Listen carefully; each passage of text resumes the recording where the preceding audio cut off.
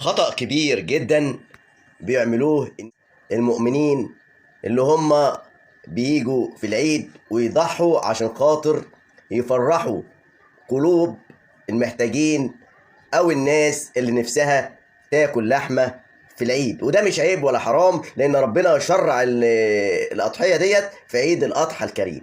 ايه اللي بيحصل وايه الغلط الكبير اللي بيعملوه؟ انا اقول لكم، عندكم مثلا حاجة زي كده، تمام؟ لو انت هتطلع لحمة لعيلة فقيرة، تمام، احسن لهم في تقسيم اللحمه. ما ينفعش ان انت تطلع لهم لحمه بيضه ما تتاكلش، او تحط لهم عظم او حاجه زي كده، تمام؟ لا، اللحمه. وبرضك يعني انت اكيد عارف العيله ديت مكونه من كام فرد، ويا ريت ان انت تساعدهم في اكلتك عشان خاطر تقدر تاخد الثواب كامل. تعالوا مع بعضينا نكمل الفيديو. السلام عليكم ورحمة الله وبركاته. موضوع النهاردة مهم جدا، لأن فيه خطأ كبير جدا ناس كتيرة بتعمله في عيد الأضحى، وبالذات الناس اللي ربنا موسعها عليهم ومديهم الرزق الوفير. نبدأ بالصلاة والسلام على سيدنا رسول الله صلى الله عليه وسلم، وأحلفك بالله العلي العظيم تكمل معانا الفيديو وتكتب رأيك في التعليقات. هنتكلم عن الناس اللي ربنا بيديهم من الرزق الوفير والمال الكتير، وبيكرروا ان هم يجوا في عيد الاضحى كما وصانا النبي عليه الصلاة والسلام، وامرنا ربنا سبحانه وتعالى ان احنا نشتري تضحية وان احنا نضحي في العيد ونوزع على الفقراء والمساكين والقرايب والجيران. واكيد طبعا حضرتك بتبقى عامل الحاجة ديت لله الواحد الاحد الفرد الصمد، مش عامل الحاجة ديت منظرة عشان الناس تقول ده فلان عنده وفلان جاب وفلان ذبح وفلان ودى. ايه الغلط اللي بتغلطوا او يغلطوه الناس اللي زي كده؟ انا اقول لكم، لما يجي واحد مثلا يكون مبسوط وربنا فتحها عليه، وعنده واحد جاره او واحد في الشارع مثلا يعرفه وبيشوفه دايما وباستمرار وبيقابله في الجامع او في الشارع، وجه راح مسلم عليه في الشارع وجه قال له ازيك يا حاج عامل ايه؟ قال له الله يبارك فيك. قال له احنا مش هناكل لحمه في العيد ده ولا ايه؟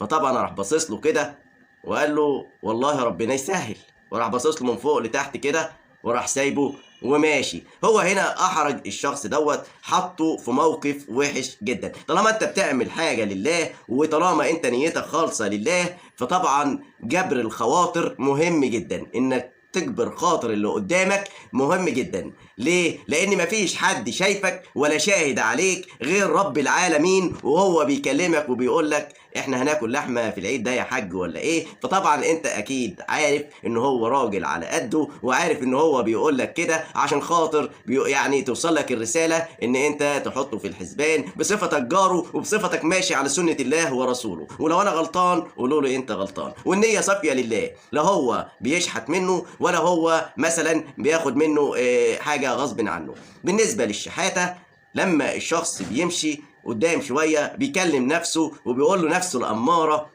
او نفسه الاماره بتقول له ده الشخص ده شحات، ده كان كبير في نظري، ده لما جه وقال لي مش هناكل لحمه السنه دي فانا بصيت له كده من فوق لتحت كده وقرفت منه ومش عايز اشوف وشه تاني. ايه الشخصيات دي؟ ايه الناس دي؟ هو ما يجيش يقول لي ده انا اللي بمزاجي ادي اللي انا عايزه وبمزاجي ما اديش اللي انا عايزه، وده غلط كبير جدا. وتبقى اول حاجه كسرت بخاطر الشخص اللي هو دايما بيعتبرك ان انت شخصيه كويسه وشخصيه بتعرف ربنا وبتمشي على سنه حبيبه النبي صلى الله عليه وسلم. بفعلتك ديت انت كسرت بخاطره. وكمان لما قلت له ان شاء الله جيت في العيد وفعلا طنشته وما بعتلوش اي حاجه، ولما قابلك بعد العيد ما يرضيش يكلمك في حاجه فانت رحت باصص له ورحت ماشي. ده خطأ كبير جدا، وتبقى ضيعت كل اللي انت عملته بسبب ان انت كسرت قلب واحد ممكن يكون عنده اولاد، ممكن يكون مش قادر يجيب لهم لحمه العيد، ممكن يكون ما يعرفش حد عشان خاطر يقول له اديني لحمه العيد، فلاقاك انت اقرب واحد ولاقاك انت كويس، ولما بتحتاج له في حاجه بتروح له ما بيتاخرش عنك. ولكن لما طلب منك الشيء دوت انت بصيت له بنظره تانية خالص، وهي نظره الشيطان الرجيم. دي نقطه من النقط.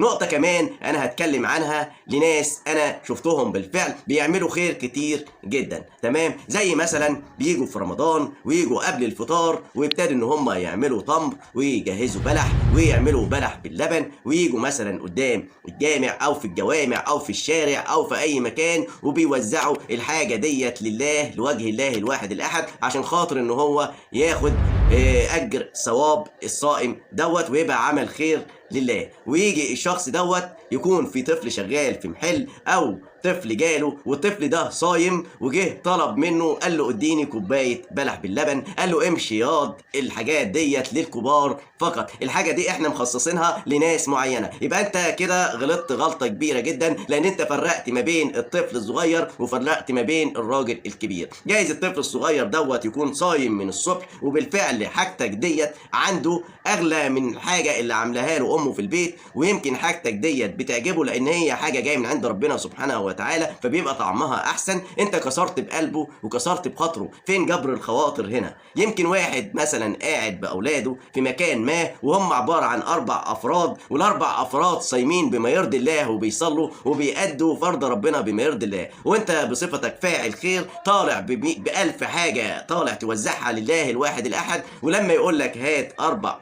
كوبايات عشان احنا 4 اشخاص هنفطر مع بعضنا، وتيجي انت تحرجه وتقول له لا خد لك بس 1 أو 2 بس، عشان خاطر في ناس كتيره انا هديهم، ما ينفعش ان انا اديك 4 اشخاص.